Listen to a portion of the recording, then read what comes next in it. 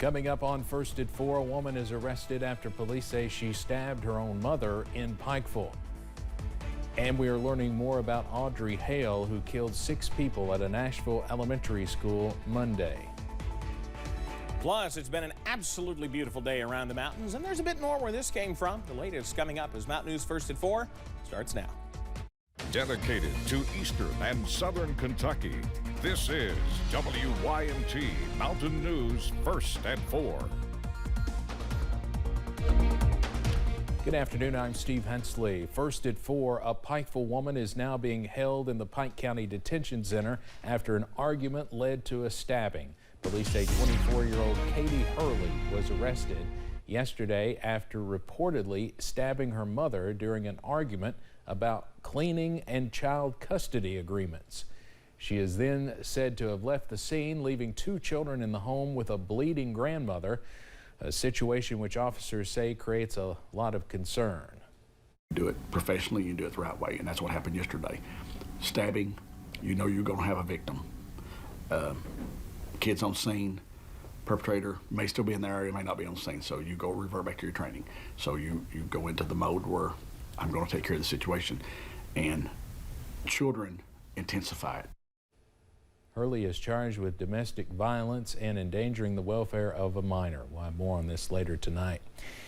Today, Kentucky lawmakers are back in Frankfort for the final 2 days of the legislative session. Several bills are still unresolved, but we have learned just within the last half hour that lawmakers have overridden Governor Beshear's veto of the controversial Senate Bill 150. Now, many folks came from all over the state to speak against that bill, what they call is anti-transgender legislation. The bill language says it will prohibit sex change procedures for kids and will also not allow the mandated use of pronouns. Supporters say that procedure is barbaric gender transition intervention. They say the legislation is overwhelmingly supported by Kentuckians and ensures parents are not kept in the dark. But people who came to Frankfort today claim it is hate and bans the discussion and practice of LGBTQ topics. I'm here because trans rights are human rights. I'm here because everybody should have a bathroom that's easy to use. I'm here because we should be able to teach our kids basics about themselves. Now, the House could also take up Senate Bill 115, which would ban drag performances anywhere where children are present. We'll have more from Frankfort as well coming up later tonight. We expect a lot to be happening in the next couple of days. The impeachment of a former Commonwealth's attorney will now go to the full Senate. The Senate Impeachment Committee unanimously adopted the findings of fact from the House. Ronnie Goldie is accused of doing favors for a woman facing prosecution in exchange for nude photos. He resigned last month, but lawmakers say their job is to take his punishment further. It is not clear when the full Senate will hear the impeachment case. And again, we'll have more from Frankfort coming up later tonight.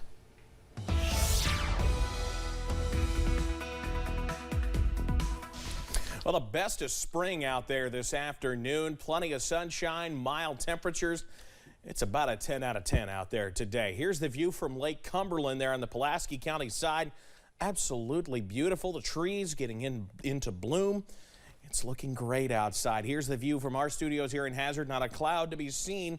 Mid-50s out there right now. Take you to Pikeville. A few more clouds out that way on our Pikeville Medical Center camera, but temperatures not too bad. Middle and upper 50s right now, even a few 60s down toward the Tennessee line. We'll continue to see the mild air as we head into tonight. Nothing to watch for on Pinpoint Doppler. Again, you see a couple of clouds trying to work on through, but other than that, we're in pretty good shape. Your forecast first, the next 12 hours, looking like another frosty one tonight. You see those winds calm, those temperatures dropping into the 30s. So that is something we'll have to watch as we run through tonight. Now, I'll have the very latest on when we have another day like this, but also when we can see showers and thunderstorms return. Tracking it all in a few minutes. Steve? And thank you very much. Let's go to a developing story now out of the Vatican. Pope Francis will spend the next few days in a Rome hospital due to a respiratory infection. That comes from the Vatican spokesman. He says Pope Francis complained of respiratory difficulties earlier today and went to the hospital to get checked out. Doctors diagnosed the Pope with a respiratory infection, which is not COVID-19, and he will stay in the hospital for treatment. Earlier today, the 86-year-old pontiff took part in the weekly general audience in St. Peter's Square and looked to be in good health. We are learning more about Audrey Hale, who killed 6 people at a Nashville elementary school on Monday. A former instructor, Maria Colamy, is talking about her previous interactions with Hale at the Nassau College of Art and Design. She told the New York Times that Hale had an emotional breakdown on the first day of classes 6 years ago. Colamy says Hale cried while trying to set up an online student account.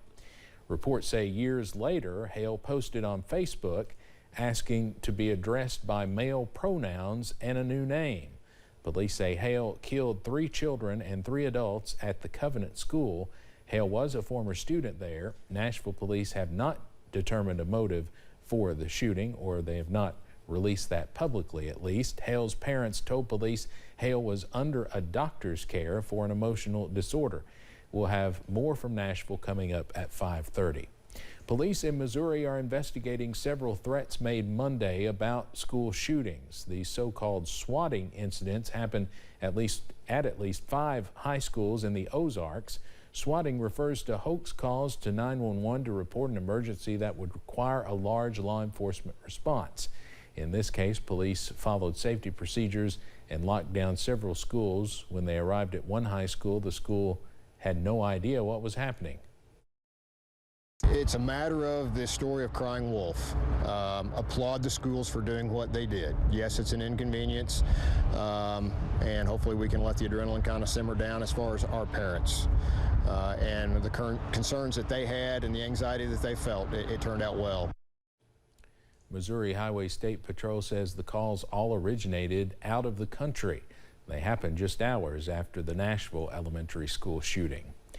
Democrats are ready to act on new restrictions and new gun laws. Republicans say they want safer schools, but gun laws are not necessarily the answer. The same reaction occurred last year after the shooting at a school in Uvalde, Texas.